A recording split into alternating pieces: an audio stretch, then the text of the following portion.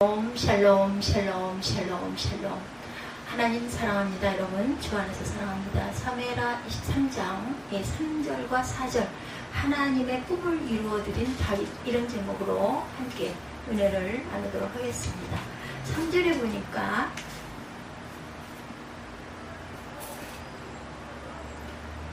하나님을 경외함으로 다스리는 자여 그는 돋눈의 아침빛 같고 구름 없는 아침 같고 비 내린 후에 광선으로 땅에서 우미 돋는 샛불 같으니라 하시도다. 이렇게 말씀하고 있어요. 사무엘하로 잠깐 가봅니다. 사무엘하 23장 말씀이죠. 23장 3절 4절 말씀 성경에서 다시 봅니다. 야훼의 영이 나를 통하여 말씀하시며 그 말씀이 내 혀에 있도다. 2절이죠. 이스라엘의 하나님이 말씀하시며 이스라엘의 반석이 내게 이르시기를 사람을 공의로 다스리는 자 하나님을 경외함으로 다스리는 자야.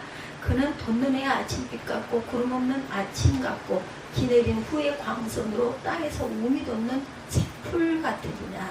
이렇게 말씀하세요. 이스라엘의 하나님께서 말씀하고 계십니다. 하나님께서 아침에 돋는 해 같은 자야 라고 말씀하세요. 이스라엘의 반석이신 분이 내게 말씀하셨다. 너는 백성을 공평하게 다스리는 사람이며 하나님을 두려워하는 마음으로 다스리는 사람이다. 그럼 너는 새벽빛 같고 또한 구름 끼지 않는 아침과도 같고 비온 뒤 햇살과도 같고 땅에서 새싹을 돋게 하는 햇살과도 같도다 라고 말씀을 하시는 거예요. 누가? 하나님이. 이스라엘의 하나님이 말씀하시며 이스라엘의 반석이 내게 이르시기를 사람을 공의로 다스리는 자 하나님을 경외함으로 다스리는 자여 그는 돋눈의 아침빛 같고 구름 없는 아침 같고 비 내린 후에 광선으로 땅에서 우미 돋는 샛풀 같으리라. 이렇게 말씀하셨어요. 하나님께서 얼마나 큰 축복일까요? 하나님의 꿈은 다윗을 왕으로 세우는 것이 아니라 질과 문제가 아니라 새벽빛 아침 햇살처럼 되어서 어두운 세상을 환하게 만들고 또한 추운 사막의 밤을 아침 햇살로 세상을 따뜻하게 만드는 것이 진정한 하나님의 꿈이고 다윗 자기의 참된 성공이기도 하다라는 거죠. 사람들이 원하는 꿈은 어떤 것일까요, 여러분들? 세상에서 유명해지는 것 진정한 성공일까요? 김연아 선수는 베이징에서 피겨스케이팅 경기에서 우승을 했었죠. 또한 박지성 선수는 오랜만에 영국 프라이미 리그 축구에서 풀타임을 뛰기도 했습니다. 그들은 모두 세상의 이름을 떨쳤고 경제적으로도 아주 성공을 거두었어요. 그런데 우리나라 우리 자녀들이 김연아나 박지성처럼 된다고 과연 우리의 꿈이 이루어지는 것일까? 세상은 분명히 그렇다고 말해요. 그러나 성경은 그렇게 말씀하지 않죠. 오바마처럼 대통령 당선되는 것이 성공이겠는가? 여론조사가 어떻든 오바마가 대통령에 당선되리라는 기대들을 하지 않았었어요. 영국에서 2년 반가량, 미국에서 한 2년 사신 분이 백인 사회가 가지고 있는 우월의식을 직접 몸으로 느껴봤기 때문에 100년쯤 후면 모를까 천하 없는 일이 있어도 지금 흑인 대통령이 나올 리가 없다. 그렇게 생각을 했다고 하죠. 여론조사에서 오바마가 앞서고 있어도 그래도 투표소에 들어가면 마음이 바뀌지. 줄곧 이런 생각이었대요. 주변의 모든 분들도 같은 생각들을 했답니다. 그런데 오바마가 뽑혔어요. 한국 같았으면 더 쉽지 않았겠죠. 지금 한국에서 흑인 혼혈이 대통령 선거에 출마한다면 과연 어떨까요? 미국이 참 약점도 많고 문제도 많은 나라지만 존경받을 만한 포용력과 뛰어난 체제를 가지고 있는 나라임에는 틀림이 없는 것 같습니다. 이 오바마쯤 되면 꿈을 이루어 성공한 사람일까? 하나님은 뭐라고 하실까요? 우리가 오늘 그 점을 생각해 봅니다. 우리는 어떻게 하면 좀 더 큰 집에 살까? 좀 더 편한 집에 살까? 더 좋은 음식을 먹을까? 더 좋은 차를 타고 좋은 옷을 입고 살 수 있을까? 이런 생각들 하고 살죠. 대부분의 사람들이 그런 것을 인생의 목표로 삼고 살아갑니다. 근데 막상 그런 것을 좀 이루었다 해도 내 인생은 성공이다 그러는 사람은 별로 없어요. 인간의 욕망이라는 것이 끝이 없기 때문이죠. 좋은 차라고 샀는데 얼마 타고 있으니까 더 좋은 차가 나와요. 또 타보니까 생각했던 것보다 알았던 것보다 단점도 몰랐던 것들도 많이 드러납니다. 평생 차를 20번, 30번을 바꿔도 차로 인해 깊은 만족을 얻지는 못하죠. 조금 더 편하게 조금 더 근사하게 계속 추구할 뿐이에요. 하나님이 주시는 꿈은 여러분, 하나님께서 우리에게 주시는 꿈은 과연 무엇일까요? 여러분들 어떻게 생각하십니까? 좀 더 편하게 사는 것이 꿈이고 좀 더 잘 사는 것이 꿈이라면 하나님께서 다윗을 통해 주시는 말씀하고는 거리가 멀어요. 예, 오늘 본문에 보니 하나님께서 다윗을 통해 이루고자 했던 세상에 대한 꿈이 기록되어 있죠. 3절과 4절에 이스라엘의 하나님께서 다윗을 통해 구름이 끼지 않는 아침에 떠오르는 맑은 햇살처럼 어둡고 차가운 세상을 향해 하나님의 사랑을 비추고 싶어한다, 이렇게 말씀하세요. 비단 다윗을 통해서 뿐이겠는가? 하나님께서는 바로 우리를 통해 하나님이 원하시는 그런 세상을 만들어 가기를 원하시는 거죠. 비온 뒤 새싹을 돋게 하는 햇빛처럼 하나님께서는 바로 우리가 그런 하나님의 사랑을 전하는 통로가 되기를 원하십니다. 중동 지역의 땅들은 어때요? 아무것도 없어 보이지만 비가 오고 나면 황무지 같은 곳에서 새싹들이 올라오죠. 그 신선한 생명력, 하나님께서는 이 세상에 그런 생명력을 주시고자 하세요. 무슨 자리에 오르는 것이 하나님의 꿈이 아니고 대통령이 되었으니까 오바마는 성공한 것이다, 그렇습니까? 아니죠. 이제 겨우 시작일 뿐입니다. 이 세상에는 이런 고통과 슬픔들이 가득해요. 오바마가 마음에 품어야 할 꿈이 있다는 것은 대통령이 되는 것이 아니라 대통령직을 통해서 미국과 세계의 가난과 슬픔을 몰아내는 것일 것입니다. 다윗의 꿈은 다윗 자신이 왕이 되는 것이 아니었어요. 어두운 세상을 아침 햇살처럼 비추는 그런 하나님의 사랑을 자신의 왕직을 통해 이 세상에 전파하리라.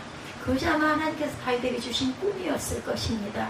높은 자리에 올라도 실패하기는 더욱 쉽죠. 성경의 왕자리를 꿰차고 앉아 하나님과는 아무 상관없이 엉뚱한 짓을 하고 다녔던 사울의 모습과 때론 실패와 실수 속에서 무서운 징계를 받기도 했지만 때로는 울부짖으며 때로는 기뻐 춤추며 주님의 뒤를 따른 다윗의 모습을 성경이 번갈아 보여주는 이유는 단지 왕직이 성공이 아니었기 때문이라는 것. 하나님이 주시는 꿈은 자기 자리에 상관이 없어요. 우리가 사장이건 과장이건 아빠건 엄마건 할아버지건 할머니건 우리가 서 있는 삶의 자리에서 우리가 꿈꿔야 하는 꿈은 이 어둠이 가득한 세상을 아침 햇살처럼 밝은 하나님의 진리가 가득 비추어지는 그런 세상으로 만드는 것이죠. 비가 오는 햇살이 비칠 때 새싹이 올라오는 것처럼 이 세상에 하나님의 사랑이 움트고 예수 그리스도의 생명이 움트는, 그래서 온 세상에 하나님의 초록빛으로 가득한 세상을 우리가 이루는 것이 꿈이어야 합니다. 그것이 바로 하나님의 꿈이기도 하다라는 것을 잊지 마십시다. 오늘날 우리에게도 동일하게 품게 하셨죠. 우리는 그 꿈을 기꺼이 마음에 품고 먼저 우리의 가정에서부터 하나님의 꿈을 이루어가는 저와 여러분들이 되셔야겠어요. 그래서 그린 크리스찬이라 이런 말이 있죠.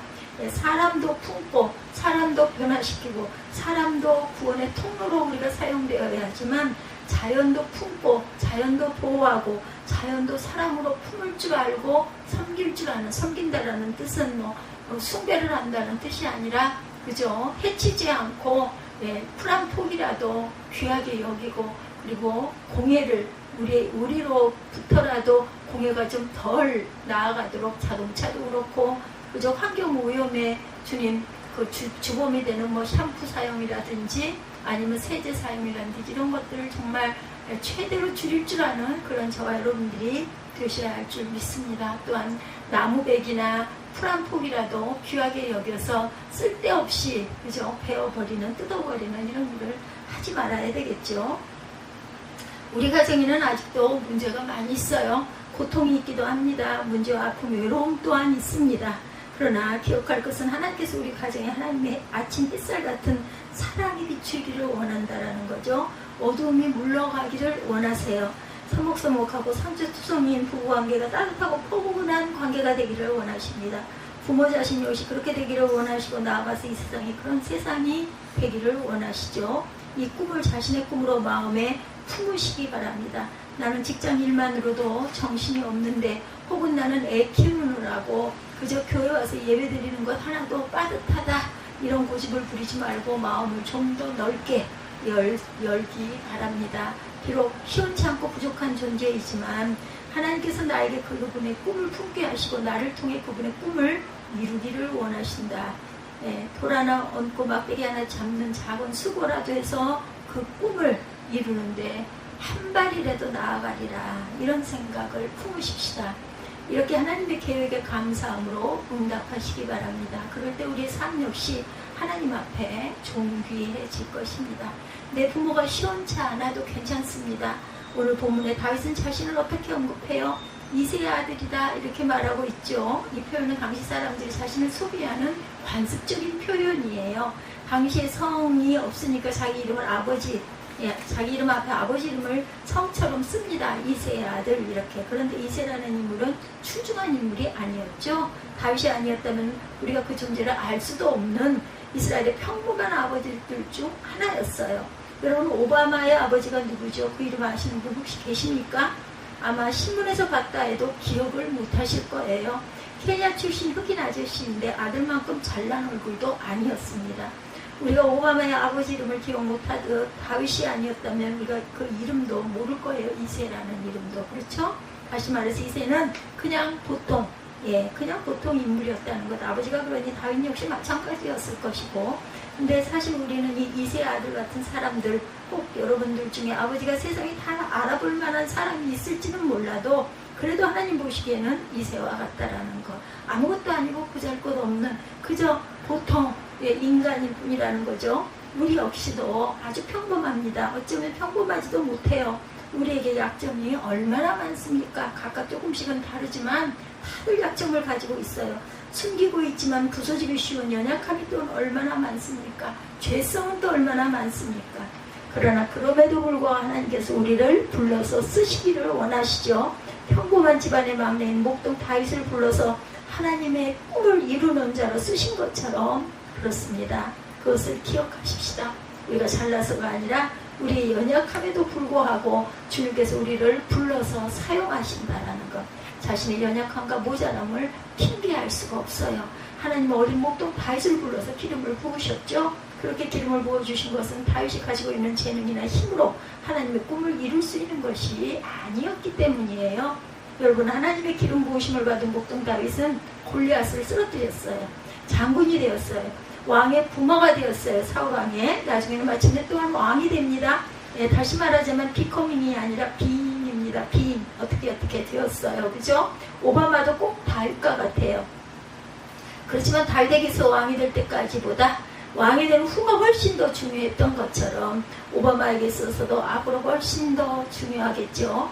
여러분, 다윗이 왕이 될 때까지 참 우여곡절이 많았죠. 그러나 오늘 본문에 보여주고 있는 것은 다윗이 그렇게 고난 속에서도 성공해서 왕이 되었다는 것이 아니고 다윗이 하나님의 뜻이 이루어지는 일을 어떻게 섬겼는가 하는 것입니다.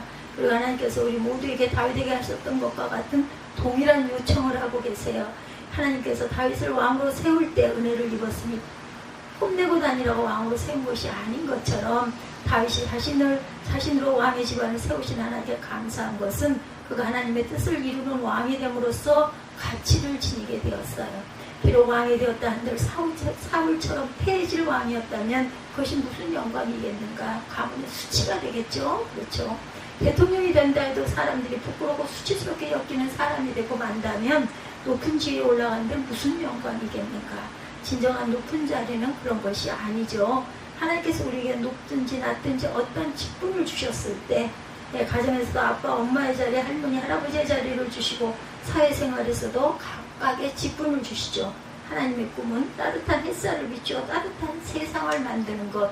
이웃들 속에서도 우리에게 어떤 위치를 주시고 교회에서도 우리에게 어떤 위치를 주셨어요. 주신 이유는 하나님의 꿈을 이루기 위해서라는 것입니다.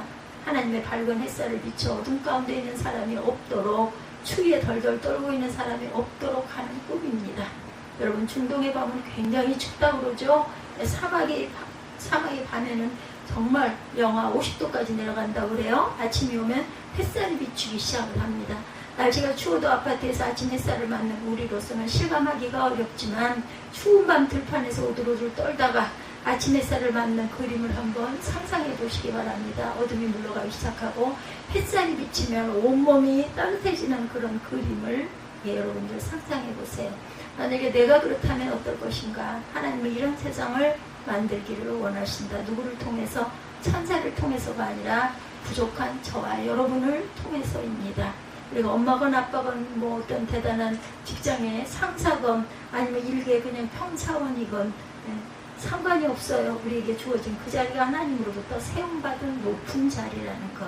높이 세웠다는 의미는 우리가 하나님이 주신 꿈을 가지고 한 걸음 한 걸음 나아가면 하나님은 우리를 보고 내가 너를 높이 세웠다 그렇게 말씀하실 거예요. 하나님께서 높이 세운다고 하는 것의 의미가 무엇인지를 생각해 보십시다. 오늘 본문에서 다윗은 하나님이 자신을 높이 세웠다고 하지만 사실 세계 역사 속에 다윗은 별로 그렇게 높은 왕이 아니에요. 당시에도 얼마나 큰 나라가 많았겠어요. 이스라엘은 우리나라 강원도 크기밖에 되지 않는 나라라고 하죠.